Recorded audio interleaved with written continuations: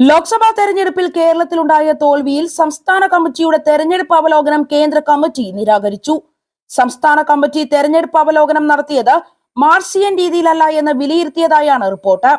ആഴത്തിലുള്ള തിരുത്തൽ നടപടികൾ വേണമെന്ന് നേതാക്കൾ യോഗത്തിൽ അഭിപ്രായപ്പെട്ടു. കേരളത്തിലെ പാർട്ടിയുടെ പ്രകടനം നിരാശപ്പെടുത്തുന്നതാണ് എന്ന് കേന്ദ്ര കമ്മിറ്റി റിപ്പോർട്ടിൽ പറയുന്നു.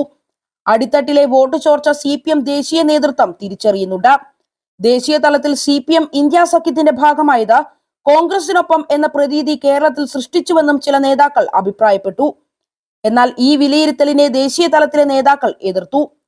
ജാതി മത സംഘടനകളുടെ സമീപനം മാത്രമാണ് തോൽവിക്ക് കാരണമെന്ന സംസ്ഥാന കമ്മിറ്റിയുടെ വിലയിരുത്തൽ അംഗീകരിക്കാനാവില്ല എന്നും വിശദീകരിച്ചു. ആഴത്തിലുള്ള പരിശോധന വേണമെന്ന് കേന്ദ്ര കമ്മിറ്റി അറിയിക്കുകയും ചെയ്തു.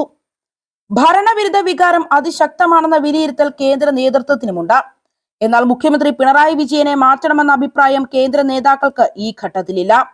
ഇക്കാര്യത്തിൽ കേരളത്തിൽ ചർച്ച നടക്കട്ടെ എന്നതാണ് കേന്ദ്ര കമ്മിറ്റിയുടെ നിലപാട്. കേരളത്തിലെ നേതൃമാറ്റം നിലവിൽ ചർച്ചയിലില്ല എന്നാണ് CPM വൃത്തങ്ങൾ നൽകുന്ന സൂചന. ലോക്സഭാ തെരഞ്ഞെടുപ്പിൽ കേരളത്തിലെ തോൽവി പാർട്ടിക്ക് ദേശീയ തലത്തിൽ വലിയ ആഘാതമുണ്ടാക്കിയെന്നും രാഷ്ട്രീയമായി ശക്തിയാർജിക്കാൻ അടിയന്തര നടപടികൾ ആവശ്യമാണെന്നും CPM കേന്ദ്ര കമ്മിറ്റി വിലയിരുത്തി. ക്ഷേത്ര കമ്മിറ്റികൾ, സാമുദായിക സംഘടനകൾ എന്നിവ വഴി വർഷങ്ങളായി BJP നടത്തുന്ന പരിശ്രമങ്ങൾ അവരുടെ വോട്ട് വിഹിതം ഉയരാൻ വഴിയൊരുക്കി. CPMന്റെ പരമ്പരാഗത വോട്ടുകൾ BJPയിലേക്ക് പോകുന്ന സാഹചര്യം തടയാനുള്ള രാഷ്ട്രീയ ഇടപെടലുകൾക്ക് ഉടൻ തുടക്കമിടണം. തിരുവനന്തപുരത്തും ആലപ്പുഴയിലും ഈ ചോർച്ച ശക്തമായിരുന്നു. തൃശൂരിൽ BJP വിജയിച്ച സാഹചര്യത്തിൽ തിരുത്തൽ അനിവാര്യതയാണ് എന്നാണ് കേന്ദ്ര കമ്മിറ്റിയുടെ നിരീക്ഷണം. സംസ്ഥാന സർക്കാരിന്റെ ക്ഷേമ പദ്ധതികൾ മുടങ്ങിയത് തെരഞ്ഞെടുപ്പിൽ തിരിച്ചടിയായി എന്നും കമ്മിറ്റിയിൽ അഭിപ്രായമുയരുകയും ചെയ്തു.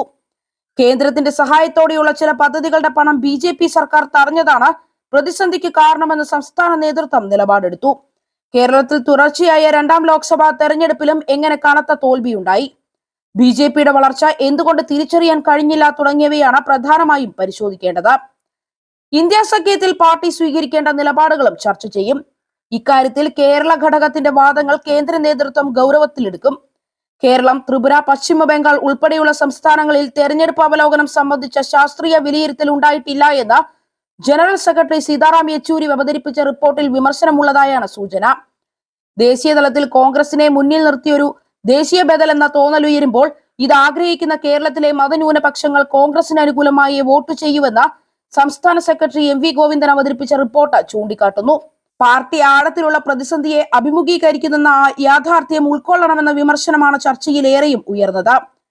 കേരളത്തെ കേന്ദ്രീകരിച്ചായിരുന്നു ചർച്ച കൂടുതലും. RSSന്റെ വളർച്ച ഗൗരവത്തോടെ കാണണമെന്നും ജനങ്ങളെ ഉൾക്കൊണ്ടുള്ള തെറ്റിതിരുത്തൽ സമീപനത്തിലേക്ക് കടക്കാതെ കേരളത്തിലും പ്രതിസന്ധിയെ മറികടക്കുക പ്രയാസമാണെന്നും അഭിപ്രായമുയർന്നു. കോൺഗ്രസിലും മുസ്ലിം ലീഗും ചേർന്ന മുന്നണിക്കൊപ്പം SDPIയും ജമാഅത്തെ ഇസ്ലാമിയും വെൽഫെയർ പാർട്ടിയും അടക്കമുള്ള ന്യൂനപക്ഷ വർഗീയ ശക്തികൾ ചേർന്നതാണ് അവരുടെ വിജയത്തിലേക്ക് എത്തിച്ചത്. ന്യൂനപക്ഷ ഏകീകരണം വലിയ തോതിൽ UDFന് അനുകൂലമായി. ഇടതു മുന്നണിക്കൊപ്പം നിന്ന പിന്നാക്ക വോട്ടുകൾ ചോർന്നതും തിരിച്ചടിയായി. UDFന്റെ വോട്ട് ശതമാനം 2.8% കുറഞ്ഞിട്ടും മലബാർ മേഖലയിലെ അവരുടെ സ്ഥാനാർത്ഥികൾ ലക്ഷത്തിന് മുകളിൽ ഭൂരിപക്ഷത്തിന് വിജയിച്ചത് ന്യൂനപക്ഷ ഏകീകരണത്തിന് തെളിവാണ്. അതേസമയം ഇടതുമുന്നണിയുടെ രാഷ്ട്രീയ വോട്ടുകളിൽ കാര്യമായ ചോർച്ചയുണ്ടായില്ല. എന്നാൽ BJPയുമായുള്ള വോട്ട് അനുപാതം 15% മാത്രമായി കുറഞ്ഞത് ഗൗരവകരമാണ് എന്നും CPM കേന്ദ്ര കമ്മിറ്റി വിലയിരുത്തി.